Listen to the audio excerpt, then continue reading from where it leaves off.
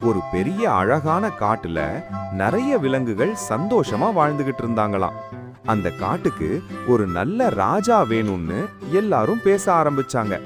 பெரிய யானை, கரடி, புலி எல்லாம் நாங்க தான் பலசாலி, நாங்க தான் ராஜான்னு பெருமை பேசினாங்களாம்.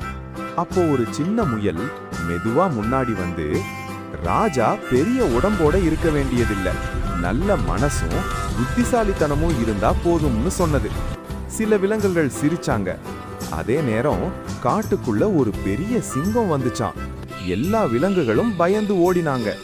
அந்த சின்ன முயல் மட்டும் அமைதியா யோசிச்சு சிங்கத்தை கிணற்றுக்கிட்ட கூட்டிட்டு போனது. இந்த காட்டுக்கு இன்னொரு சிங்கம் ராஜாவா இருக்குன்னு சொன்னதும் சிங்கம் கிணற்றுக்குள்ள எட்டி பார்த்துச்சு. தண்ணீர்ல அதோட சொந்த பிரதிபலிப்பை இன்னொரு சிங்கம் நினைச்சு பயந்து ஓடி போயிடுச்சான். இத பார்த்த எல்லா விலங்குகளும் அந்த சின்ன முயல் தான் உண்மையான ராஜான்னு முடிவு பண்ணினாங்க. அன்றிலிருந்து அந்த காடு அமைதியா சந்தோஷமா இருந்துச்சு.